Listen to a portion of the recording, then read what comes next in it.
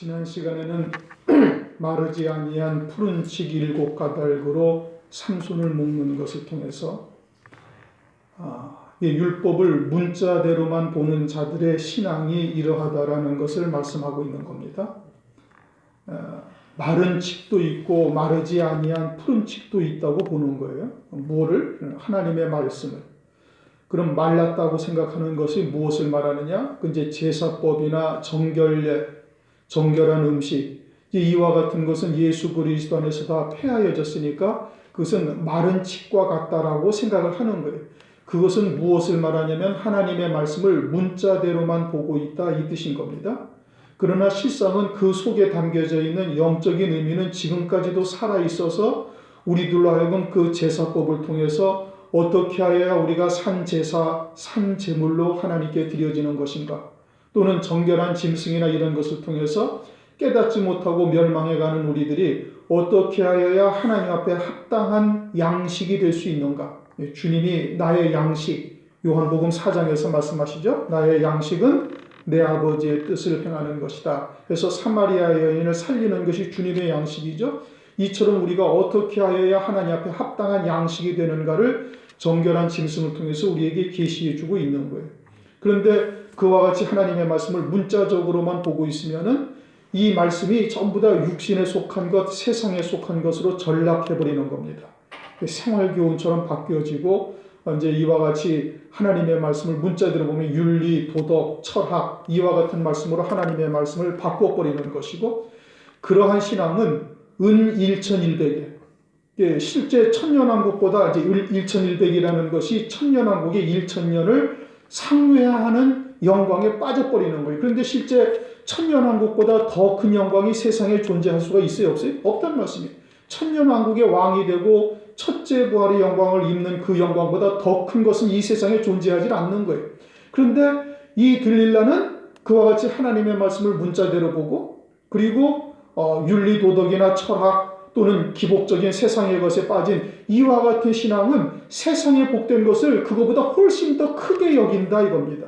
실제적으로 첫째 부활의 영광을 입고 천년왕국의 왕이 되는 것보다 더 큰 영광은 없는데, 육에 속해 있으니까, 세상에 속해 있으니까, 하나님의 말씀을 그냥 문자대로 보고 있으니까 그저 세상에 복된 것이 아주 세상에 어마어마한 재물의 복, 존귀, 영광의 복이 하늘나라의 영광보다 훨씬 더 크게 여기는 거예요. 그건 본인만 그렇게 여기는 거예요. 실제적으로 첫째 부활의 영광보다 더 큰 복은 세상에 존재하지 않는 겁니다. 그런데 그와 같은 것을 바라보고 이제 빠져드는, 실족하는 이와 같은 일이 있음을 말씀하고 있고, 이것은 앞으로도 환난을 통해서 이제 그것을 하나님께서 가려내시는 겁니다. 그처럼 문자대로 보고 생활교훈이나 기복적인 신앙으로 하나님의 말씀을 잘못 깨닫고 있는 자들은 짐승표를 받고, 그것이 훨씬 더 큰 영광처럼 생각되어서 짐승표를 받고 전락해버릴 것이고, 그렇지 아니하고 하늘의 영광을 소망하는 자들은 신앙의 정절을 지키다가 끝까지 이제 순교의 자리까지 가게 될 것을 이제 보여주시는 것이죠. 그것을 삼손을 통해서, 또는 블레셋, 마르지 아니한 푸른 칙 7가닥, 또는 들릴라 이와 같은 것들을 통해서 오늘날 영적으로 우리에게 계시해 주고 있다 이겁니다. 오늘은 이제 그 다음 말씀이죠. 오늘은 쓰지 아니한 세 줄로 삼손을 묶는 거예요. 오늘 말씀이 좀 어려운 말씀입니다. 이거를 정확하게 깨달아야 우리도 이와 같은 자리에서 죄를 범하지 않는 거예요. 오늘날 그리스도인들도 이것을 지금 다 모르고 있는 거예요. 대부분 그리스도인들이나 이 사람들이 지금 삼손의 내용, 이 내용은 모르는 것은 두말할 것도 없고, 지금 오늘 말씀드리는 내용이 이것이 하나님의 말씀에 정말 합당한 것인지조차를 분별을 못하고 있다 이겁니다. 그러니까 오늘 말씀을 아주 주의 깊게 잘 들으셔야 우리도 이와 같은 죄에 빠지지 아니하고 이러한 잘못을 범하지 아니할 수가 있다라는 것을 우리에게 말씀해 주시고 있는 겁니다. 이제 여러분들이 오시면은 이제 주보에 보면은 제가 오늘 설교할 내용을 요약해서 이제 기록을 해놨는데, 오늘 말씀은 봐도 뭔 소리인지 잘 못 알아들으실 수도 있어요. 이게 무엇을 의미하는지, 왜 이렇게 해석이 돼야 되는지, 이것을 또 우리는 우리가 하고 있는 일들이 지금 이렇게 하고 있는 것이 일상화되어져 있는데 그것이 죄인지 아닌지도 지금 분별을 못하고 있다 이겁니다. 10절 들릴라가 삼손에게 이르되 보라 당신이 나를 희롱하고 내게 거짓말을 하였도다. 누가 거짓말을 했다고 이야기를 하고 있어요? 들릴라가. 삼손이 거짓말을 한 겁니까? 아니에요. 삼손은 들릴라의 잘못된 신앙이 무엇인지를 깨닫게 하려고 가르치고 있는 거예요. 진리의 말씀으로 들릴라의 신앙에 모순된 것이 무엇인지 지금 삼손을 묶으려고 하는, 즉 복음과 진리를 묶어서 꼼짝 못하게 하려는 것이 무엇인지 이거를 지금 삼손이 가르쳐주고 있는 것이지 삼손이 거짓말하고 있는 것이 아니거든요. 그런데 들릴라는 지금 뭐라고 얘기해요? 삼손이 거짓말을 하고 있다. 자기가 거짓말을 하고 있는 것인지는 깨닫지 못하고 삼손도 거짓말을 하고 있다라고 얘기를 해요. 들릴라라는 것이 오늘날 말하면 어떤 신앙이야? 혼잡된 신앙이에요. 누룩이 섞인 떡과 같은 잘못된 말씀으로 살고 있는 자들이 진리를 오히려 잘못됐다라고 이야기를 하고 있다는 말씀이죠. 고린도전서 5장 8절을 보면은 우리가 명절을 지키되 묵은 누룩도 말고 괴악하고 악독한 누룩도 말고 순전함과 진실함에 누룩 없는 떡으로 하자 이렇게 말씀을 하셔요. 그러니까 묵은 누룩이 섞인 잘못된 떡도 있고 괴악하고 악독한 누룩이 섞인 잘못된 떡들도 있는데 그런 것들이 순전함과 진실함에 누룩 없는 떡을 지금 어떻게 하는 거예요? 몰아붙이는 거예요. 그것이 거짓이라고 이야기를 하고 있다 이 뜻인 겁니다. 사람의 계명, 이제 다시 말하면 어떤 철학적인 이야기나 또는 윤리 도덕적으로 하나님의 말씀을 해석을 하면은 사람들이 다 들을 수 있어요. 어저께까지 신앙생활 하지 않다가 오늘 교회 나온 사람도 그냥 다 들어요. 왜요? 세상에서 늘 듣던 말이니까. 거기에다가 무슨 세상에 유명한 현자들 키에르 케고르가 어쩌고 저쩌고 도스토옙스키가 어쩌고 저쩌고 뭐 해밍웨이가 어쩌고 저쩌고 어유 우리 목사님 유식하네. 어디서 저런 걸 알았대야? 뭐 그러면서 그냥 아주 상당히 지적인 호기심이 발동을 해가지고 그냥 빠져든단 말이에요. 또 윤리도덕 세상에서 얼마든지 착하게 살아라, 부모를 공경하라, 나라에 충성하라, 어쩌고 저쩌고 행복한 가정을 만들라 세상에서도 다 들을 수 있는 얘기예요. 그런데 교회에서 그런 얘기를 하면 세상에서도 다 들을 수 있다는 사람들이 그냥 다 들어요. 그것은 미혹의 영이다. 우리 요한일서에 분명히 말씀하고 있어요. 골로새서 2장 8절 철학과 세상의 초등학문은 그것은 그리스도를 쫓는 게 아니다. 그런데 그러한 하나님의 말씀을 보고도 알아듣지를 못하는 거예요. 그리고 그런 말씀을 쫓아가고 있다는 말씀이죠. 그리고 그러한 말씀이 진리를 오늘날 우리와 같은 그러한 하나님의 말씀을 잘못됐다라고 다 얘기를 하는 거예요. 자기들은 참이고 저것은 거짓이다. 왜? 자기들은 교회의 규모가 크고 사람도 많이 모이고 돈도 많고 그러니까 우리나라의 교계를 좌지우지하죠. 걔네들이 돈을 내지 않으면 우리나라의 교계가 움직여지질 않는 거예요. 누가 나와서 공동체 뭐 한기총이라든지 한교회라든지 이런 단체를 움직일 사람이 없어요. 다 큰 교회에서 돈을 대니까 그런 단체가 움직여지고 그러니까 그 사람들의 입김이 훨씬 더 세고 그들의 말이 진리라고 하는 거예요. 그리고는 영에 속한 말씀, 하늘에 속한 말씀, 위의 것을 찾는 그런 하나님의 말씀은 그건 잘못됐다. 비진리라고 얘기를 하는 거예요. 지금 누가 누구를 거짓말하고 있다고 얘기해? 들릴라가 누구를 거짓말하고 있다고 얘기하는 거예요? 나시린이요 하나님의 삭도를 대지 않은 하나님의 지혜로 살고 있는 삼손을 지금 거짓말하고 있다고 몰아붙이는 거예요. 오늘날 그처럼 생활교훈이라든지 기복적이고 세속적인 말을 가지고 있는 혼잡된 말이 참된 영생의 얘기를 하는 말씀을 그걸 잘못됐다, 거짓말이다 지금 그렇게 몰아샌다니까요. 마태복음 12장을 가면은 예수님이 귀신 들린 자를 쫓아내요. 그러니까 바리새인들이 딱 와서 하는 말이 뭐냐면 바알세불을 힘입어서 귀신을 쫓아낸다. 누가? 주님이. 아니 하나님이 귀신과 합작을 해가지고 귀신의 왕의 힘을 빌어가지고 귀신을 쫓아냈다는 거예요. 누가 그러는 거예요? 하나님의 백성이요 아브라함의 자손이라는 이스라엘 백성들이 그러고 있단 말씀이에요. 하나님의 백성인 내가 하나님이신 예수를 귀신의 왕으로 힘입어서 귀신을 쫓아냈다는 거예요. 다른 말로 하면 예수님이 누구라는 거예요? 귀신이다 이 뜻인 겁니다. 이 기가 막힌 일이잖아요. 자기들이 귀신 들려가지고 자기들이 지금 마귀의 하수인 노릇을 하고 있으면서 예수님을 알아보지 못하는 것은 생각지 못하고 그리고 예수님을 귀신의 왕을 힘입어서 귀신을 쫓아내고 있다. 오늘날도 똑같은 겁니다. 오늘날도 그처럼 혼잡된 말이 진리를 막 코너로 몰아세우고 거짓말이라고 얘기를 하는 거예요. 고린도후서 11장 보면 그렇게 말씀하시잖아요. 사탄도 자기를 광명한 천사로 가장한다는 거예요. 더 거룩한 듯이 보이고 더 사랑이 많은 사람처럼 보이고 더 아주 그냥 아주 인간적으로는 하자 없는 사람처럼 등장을 하는 거예요. 장착 적그리스도도 그럴 것이고 거짓 선자도 그럴 것이고 오늘날 거짓 종들도 또는 몰각한 종들도 그런 겁니다. 그들은 훨씬 더 육신적인 사랑, 세상적인 사랑을 훨씬 더 많이 이야기를 하고 그런 것을 훨씬 더 많이 베풀어서 마치 사랑이 그것이 사랑인 것처럼 보일 수밖에 없도록 하면서 참 하나님의 진리의 사랑을 전하는 자들을 잘못됐다라고 거짓말을 한다고 매도한다 이런 뜻인 겁니다. 들릴라가 삼손에게 너 거짓말하고 있다 이거예요. 그러면서 청컨대 무엇을 하면 당신을 결박할 수 있는지 내게 말하라. 그럼 삼손이 지금 말하는 게 거짓말이에요? 아니에요? 아니란 말씀이에요.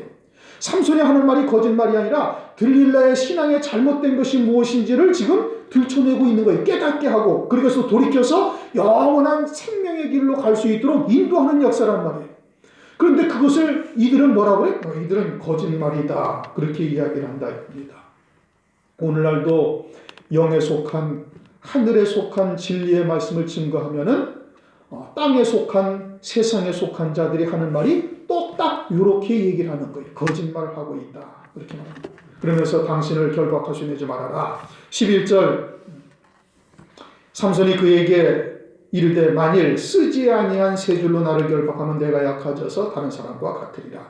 이 말씀이 어려운 말씀이고 이제 본문 말씀을 해석하기도 어렵지만은 오늘날 그리스도인들이 이제 다 이러한 잘못을 많이 하고 있어요.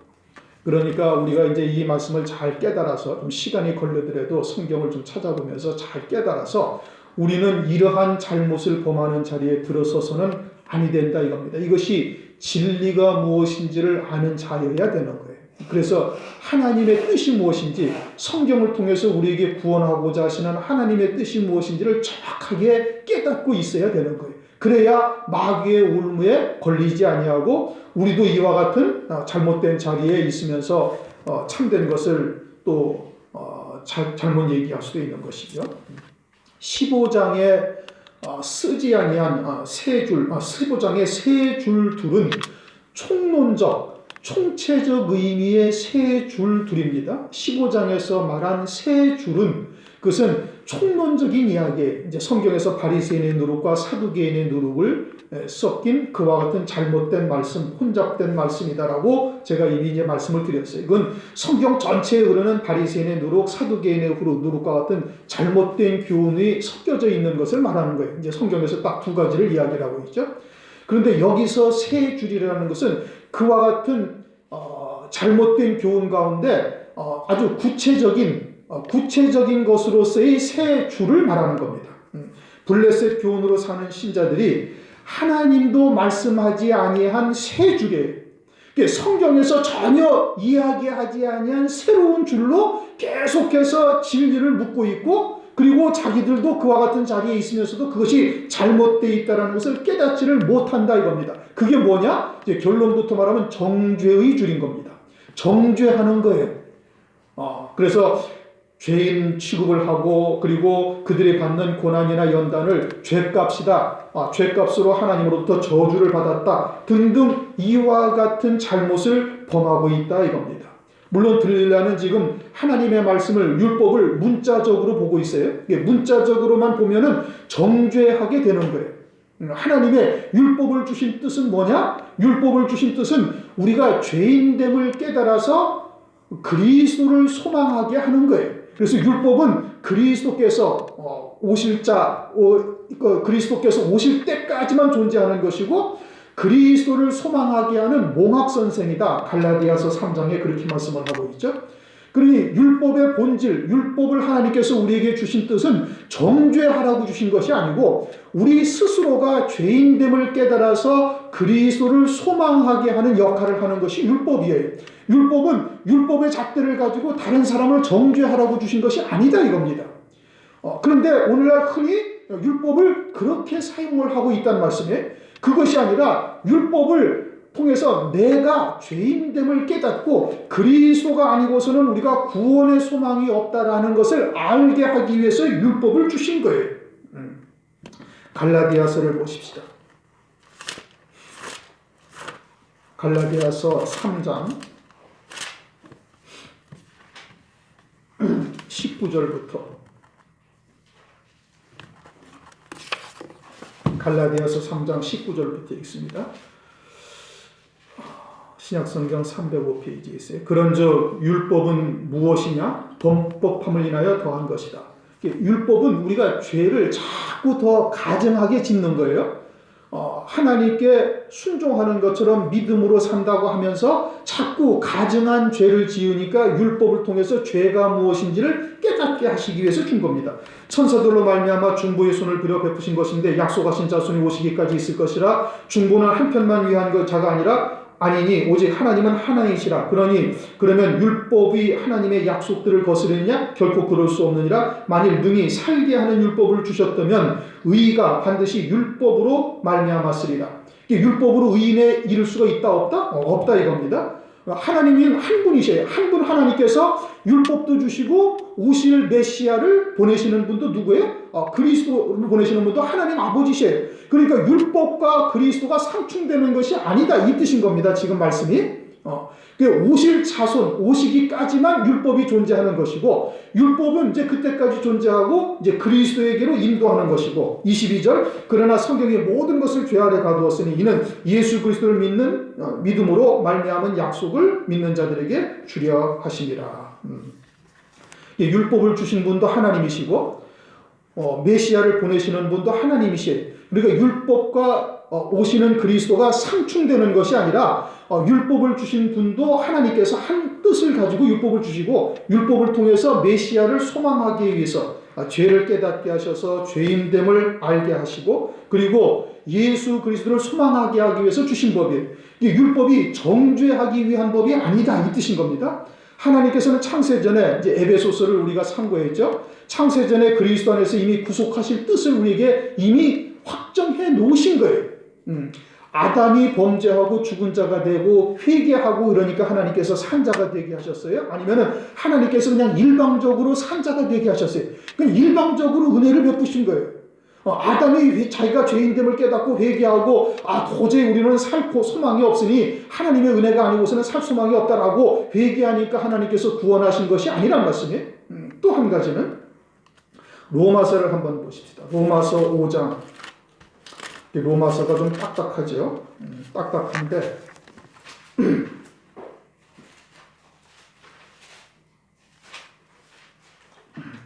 로마서 5장 12절부터 읽습니다. 12절부터 14절까지 있습니다. 이러므로 한 사람으로 말미암아 죄가 세상에 들어오고 죄로 말미암아 사망이 왔나니 이와 같이 모든 사람이 죄를 지었으므로 사망이 모든 사람에게 이르렀느니라. 죄가 율법 있기 전에도 세상에 있었으나 율법이 없을 때에는 죄를 죄로 여기지 아니하느니라. 그러나 아담으로부터 모세까지 아담이 범죄와 같은 죄를 짓지 아니한 자들에게도 사망이 왕노릇하였나니 아담은 오실 자의 표상이라. 자, 율법은 언제 주셨어요? 1400년경 기원전 1400년경 모세를 통해서 주셨어요. 그런데 모세를 통해서 주시기 이전에도 죄가 있어요 없어요? 있었단 말이에요. 죄가 있었음에도 불구하고 이렇게 에녹의 때에도 죄가 있어요 없어요? 있어요. 노아의 때에도 죄가 있어요 없어요? 있어요. 그런데 그 죄를 하나님께서 죄로 여기지 아니하셨다. 죄로 여기지 아니하셨다는 것은 정죄하지 아니했다 이 뜻인 겁니다. 죄를 죄로 여기지 아니했다는 것은 정죄하지 아니하였다라는 뜻이고, 그러면 에녹이 죄가 있어요 없어요? 있단 말씀이에요. 죄가 있음에도 불구하고 하나님과 동행할 수 있었던 것은 그 가운데서 믿음으로 살았기 때문에 그러는 거예요. 노아가 어떻게 당세의 의인이요 완전한 자라고 하나님으로부터 칭찬을 들었어요? 노아가 죄가 있어요 없어요? 죄가 있었다니까. 죄가 있음에도 불구하고 하나님께서는 죄를 죄로 여기지 아니하시고 하나님의 말씀에 절대 순종하고 하나님의 말씀에 100% 전심전력 쫓아가고 있는 노아이기 때문에 의인이다, 당세의 완전한 자라고 하나님께서 하시는 거예요. 죄 없어야 완전한 자요 의인이라는 뜻이 아니다 이겁니다. 죄가 없었느냐? 아니 그 당시에도 죄가 있었던 거예요. 그러면 왜 그 이후에 모세를 통해서 율법을 주셨어요? 죄는 아담 이후로 계속 이어져 오고 있는 거예요. 이어져 오고 있으면서, 그런데 이어져 오고 있는데 죄를 죄라고 여기지 아니하신 거예요. 죄라고 여기지 아니했다는 것은 하나님께서 정죄하여 너는 죄인이야 라고 정죄하지 아니하였다는 뜻인 겁니다. 그런데 그 이후에 율법을 주셨어요. 그럼 율법으로는 뭐를 깨닫는 거예요? 죄가 무엇인지를 깨닫는 거예요. 그런데 죄인임에도 죄를 가진 뒤 행하니까 범법함을 인하여 범법, 죄를 더하고 있으니까 하나님께서 율법을 주셔가지고 이것이 죄라는 것을 하나님의 백성들에게 알게 하셨다 이겁니다. 그러면 그 유대인들에게 죄가 무엇인지를 율법을 통해서 알게 하셨는데 그것을 정죄하기 위한 거예요? 아니에요? 아니란 말씀이에요.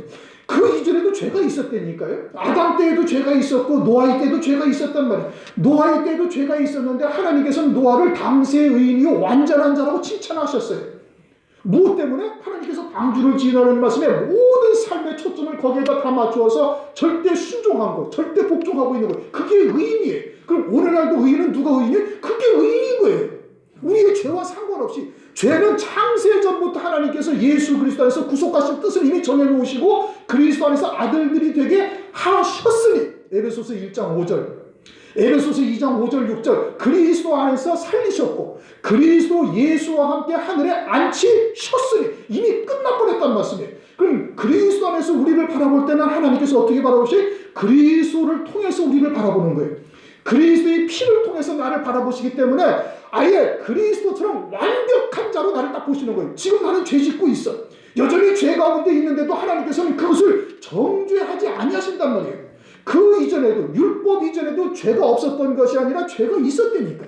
그런데 하나님께서는 죄를 죄로 여기지 아니하셨다는 얘기고, 그러면 율법을 주신 것이 죄를 죄로 여기게 하시기 위한 것, 정죄하기 위한 것이냐? 아니란 말씀이에요. 그것은 죄가 죄인지를 깨닫지를 못하고 아주 가증한 악을 하나님의 백성들이 행하고 있으니까 죄가 무엇인지를 깨닫게 하시기 위해서 율법을 주신 거예요. 로마서 14장 32절 율법으로는 죄를 깨달음이니라. 누가? 내 자신이 죄인됨을 깨달아서 그리스도가 아니고서는 우리에게 구원의 소망이 없다는 것을 깨닫게 하기 위해서 율법을 우리에게 하나님께서 주신 거예요. 그리고 그것은 오실 자손, 여자의 후손이 오시기까지만 존재하는 거예요. 여자의 후손이 오시면은 이제 완전히 하늘에 앉힌 바가 딱 되어져 있고 하늘 위에 우리는 이제 정죄함이 없고, 이건 뭐 더 얘기하지 않아도 되죠. 히브리서 10장 12절 아주 완전 영원히 온전케 하셨느니라. 그렇죠? 영원한 제사, 히브리서 10장 12절 영원한 제사를 드리고 히브리서 10장 14절 영원히 온전케 하셨느니라. 로마서 8장 1절 그리스도 예수 안에 있는 자에게는 정죄함이 없느니라.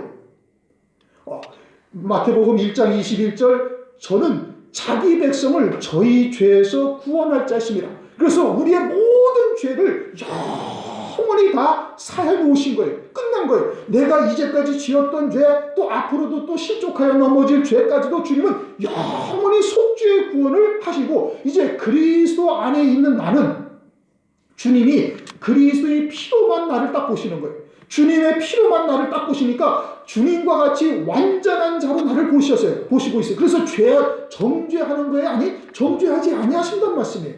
그런데 우리가 정죄하는 거예요. 남을 정죄하고 타인을 정죄하고. 야고보서를 한번 보십시오. 이제 중간은 좀 넘어가고 야고보서 4장,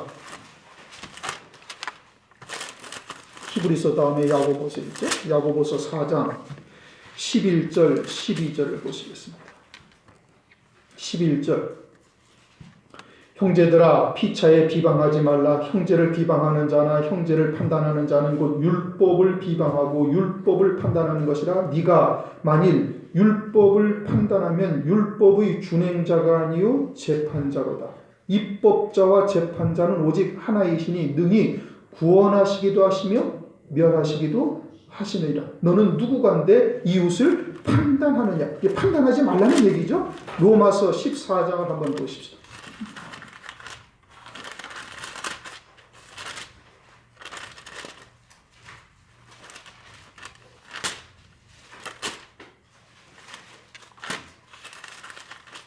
로마서 14장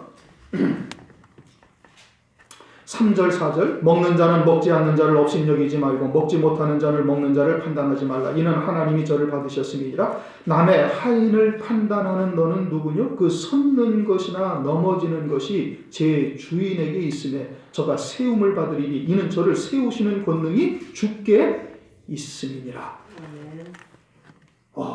이제 야고보서에서는 뭐라고 말씀하셨어요? 판단하지 말라. 너는 재판자가 아니라는 얘기예요.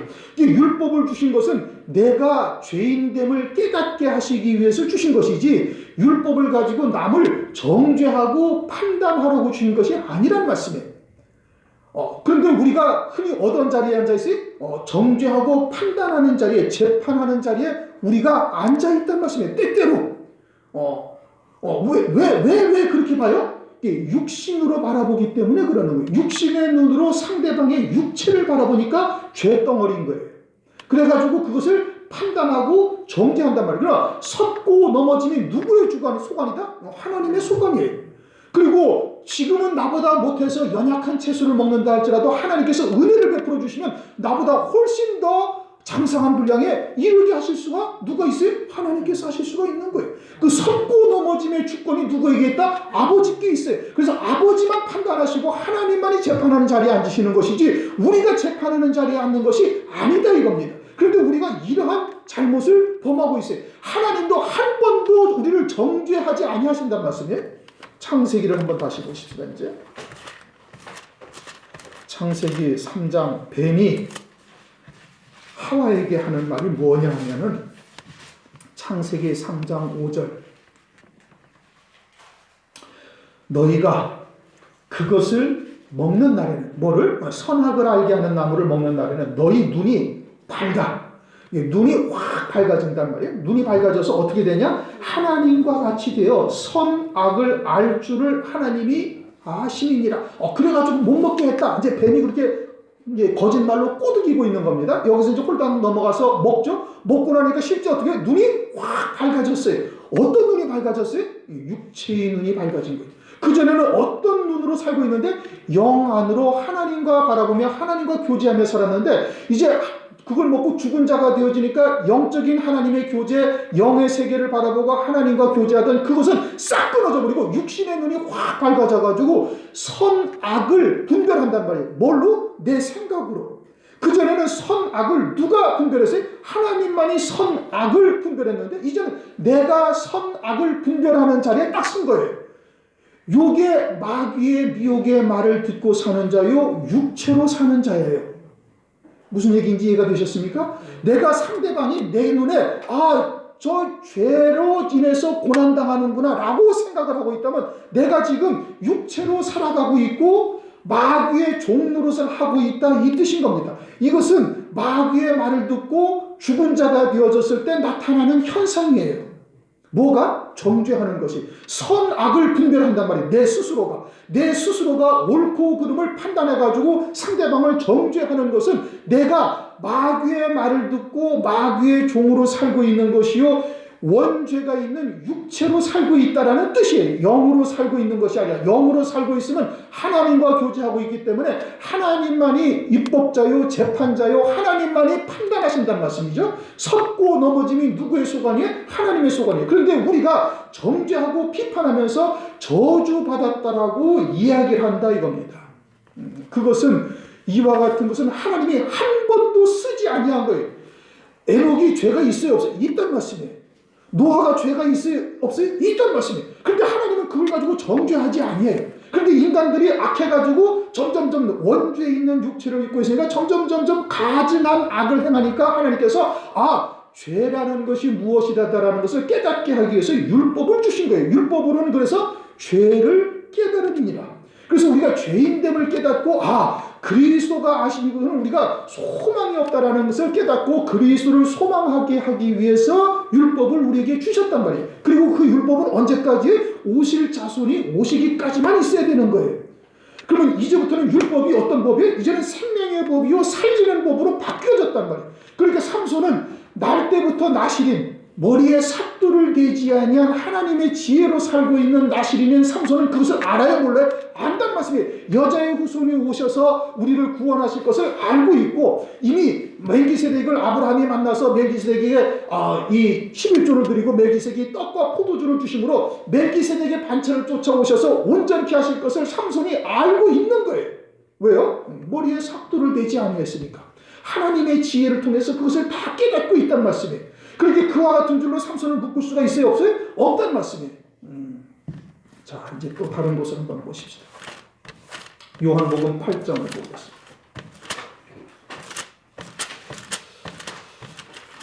요한복음 8장 11절.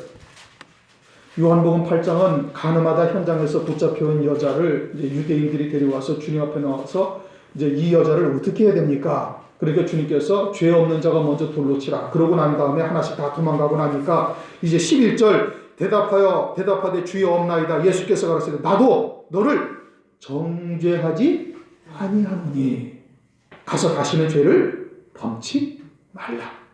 그럼 그것이 죄 아니에요? 죄요.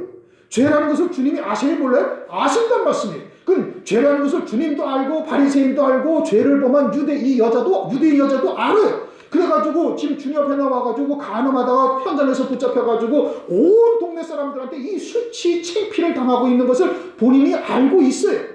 그런데 주님은 뭐라고 그래? 나도 너를 정죄하지 않는다. 왜? 주님께 나왔으니까. 마태복음 9장을 가면 중풍병자를 이제 내 친구들이 예수님 앞으로 지붕을 뜯다가 예수님 앞으로 딱 내려놨어요. 그렇게 주님께서 딱 하시는 말씀이 네 죄 사함을 받았느니라. 지금 그 사람이 죄인이라서 절절매면서 정말 회개한다고 얘기했어요? 안 했어요? 안 했어요. 그냥 주님이신 것을 믿고 나왔을 뿐이에요. 그리스도이신 것을 믿고 나오니까 주님께서 그냥 네 자리를 들고 가라, 침상을 들고 가라 했어요? 아니면 먼저 뭐라고 말씀하셨어요? 네 죄 사함을 받았느니라. 주님이 정죄하지 아니하셨단 말이에요. 그러고 난 다음에 네 침상을 들고 그러나 가라. 그래가지고 침상을 들고 간단 말씀이에요. 그리스도이신 것을 깨닫고 나온 자에게는 주님이 정죄하지 아니한다는 말씀이에요. 그런데 오늘날 우리들이 정죄해요. 왜 정죄해요? 육체로 살고 있으니까 정죄를 하는 거예요. 그것은 뭘 말하는 거예요? 마귀의 종으로서 지금 쓰임받고 있다 이 뜻인 겁니다.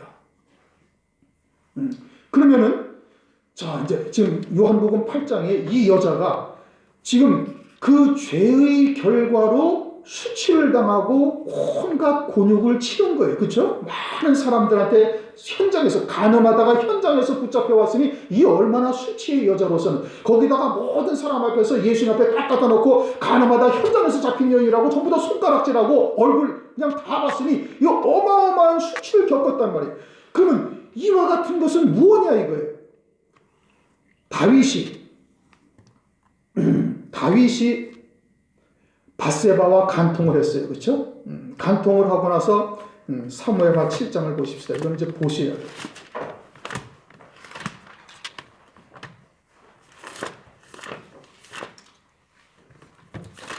사무엘하 12장.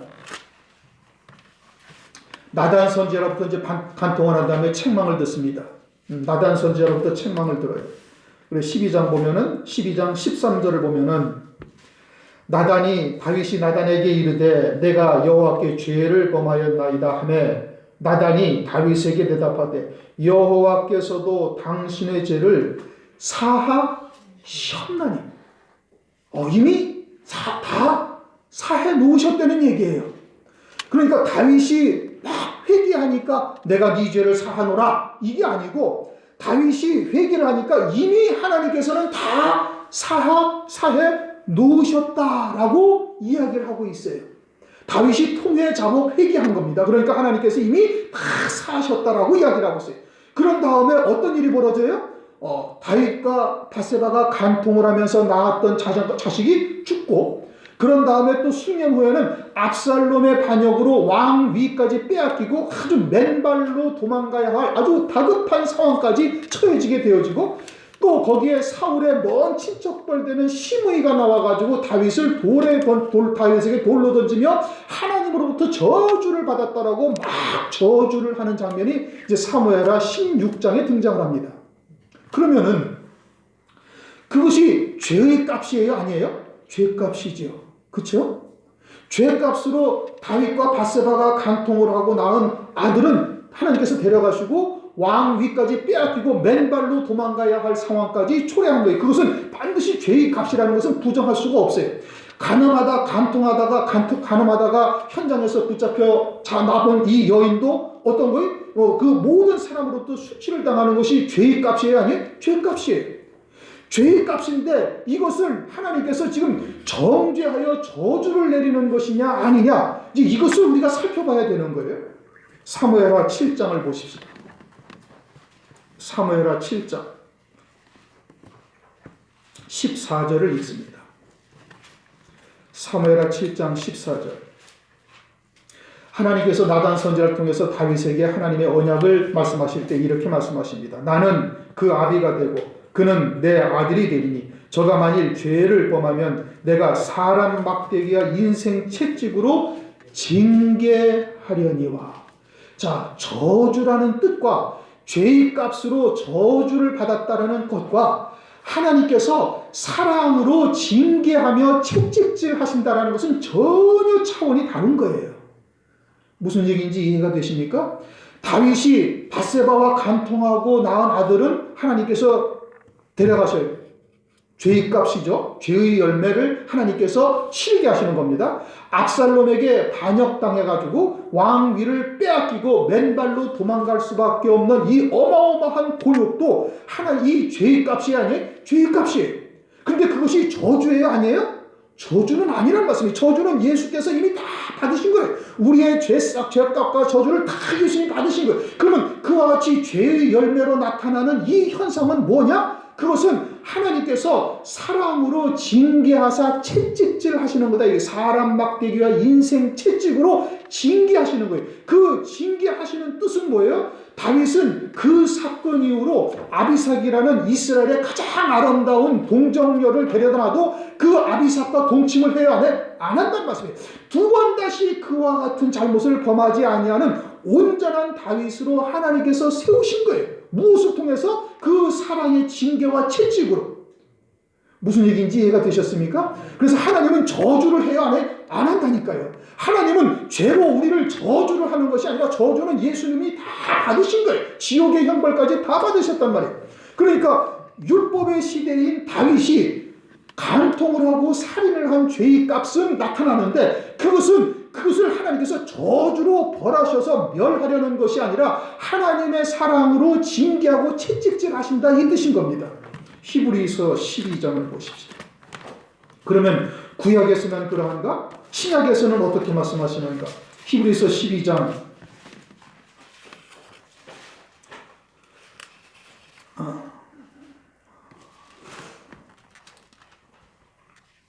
가만히 있어보자.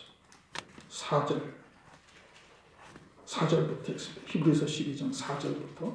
너희가 죄와 싸우되 아직 피 흘리기까지는 대항치 아니하고 또 아들들에게 권하는 것 같이 너희에게 권면하신 말씀을 잊어도다 일러스되 내 아들아 주의 징계하심을 경히 여기지 말며 그에게 꾸지람 받을 때 낙심하지 말라. 주께서 그 사랑하시는 자를 징계하시고 그 받으시는 아들들마다 채찍질하시니라 하였으니 너희가 참으면 징계를 받기 위함이라. 하나님이 아들과 같이 너희를 대우하시나니 어찌 아비가 징계하지 않는 아들이 있으리요?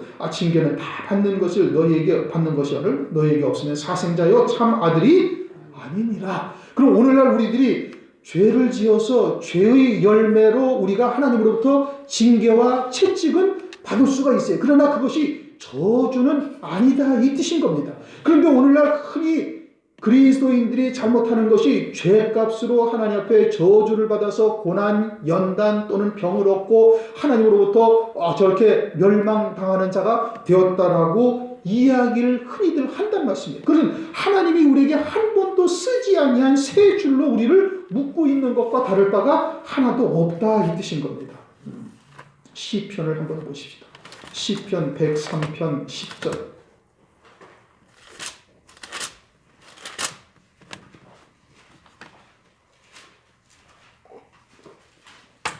시편 103편 10절. 우리의 죄를 따라 처치하지 아니하시며 우리의 죄악을 따라 갚지 아니하셨으니 이는 하늘이 땅에서 높음 같이 그를 경외하는 자에게 그 인자하심이 크심이로다. 동이 서에서 먼 것 같이 우리 죄가를 우리에게서 멀리 옮기셨으며. 누구로 말미암아? 예수 그리스도로 말미암아. 그럼 우리에게 나타나는 이와 같은 죄로 인한 그 열매는 하나님의 사랑의 징계요 하나님의 채찍이시다. 그것은 왜 그렇게 하시느냐? 다윗과 같은 온전한 자로 세우시기 위한 하나님의 은총으로 우리에게 베푸시는 것이지, 모든 죄의 저주는 예수 그리스도께서 다 받으신 바 되어지고 있음을 말씀하고 있는 것이지요. 그런데 오늘날 이와 같이 잘못된 사상으로 자꾸 정죄하는 일들이 우리 사이에 벌어지고 있다 이겁니다. 그건 마귀의 하수인으로 전락했다는 증거예요. 혹시 우리 마음에 그러한 생각이 든다면 빨리 뽑아내버려야 되는 거예요. 만약에 우리의 죄대로 우리에게 하나님께서 그대로 다 갚으신다면 저나 여러분이나 여기 앉아있을 사람 한 사람도 존재하지를 않는 겁니다. 하나님께서는 우리에게 우리의 죄대로 그대로 다 갚지 아니하시고 아주 극히 일부분만 그것도 생각나게 하시고, 깨닫지 못할 때 죄의 열매를 들춰내셔서 수치를 당하게 하시고 또는 곤욕을 치르게 하시는데, 그것은 저주가 아니라 하나님의 사랑의 징계요 채찍이다. 무엇을 위해서? 아들들로 세우시기 위해서. 만약에 그것이 없으면 우리는 사생자요 하나님의 아들이 아니다 라고 말씀하고 있는 겁니다. 조금 전에 말씀드렸던 다윗이 도망갈 때 시므이라는 자가 있어요. 그렇죠? 사울의 먼 친척벌 때는 사무엘하 16장에 등장합니다. 그래서 다윗이 그냥 왕에서 쫓겨나가지고 맨발로 도망가고 있으니까 돌을 던지면서 이 시므이가 다윗을 막 저주를 해버려요. 그래서 그 요압이 내가 가서 저 녀석 모가지를 딱 치고 올까요? 간도라. 하나님이 저에게 그렇게 시키신 것이다. 그리고서는 그대로 받고 지나가 버립니다. 나중에 그 시므이는 어떻게 됐어요? 죽임당합니다. 정죄한 자, 저주로 정죄한 자의 결말이 어떠하다는, 하나님도 정죄하지 아니하는데, 하나님도 죄로 저주하지 아니하는데 자기가 그냥 사람의 생각으로 다윗을 저주한 이 사람은 나중에 결국은 죽임당하게 되고 있음을 성경에서 말씀하고 있죠. 우리가 이와 같은 실수를 한다면은 시므이처럼 멸망의 길을 스스로 가고 있다 이 뜻인 겁니다. 이제 본문으로 다시 돌아가십시다. 시간이 좀 많이 됐는데.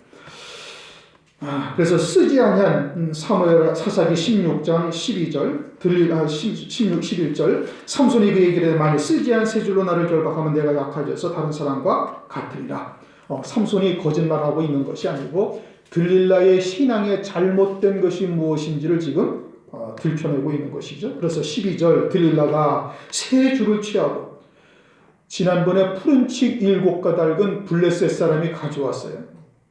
그런데 여기서는 블레셋 사람이 가져왔어요? 아니요. 그냥 들릴라가 스스로 세 줄을 취하는 거예요. 이것은 자기가 마귀의 종이 되었다 또는 육으로 살고 있다라는 것을 나타내 보이고 있는 것이다 이겁니다.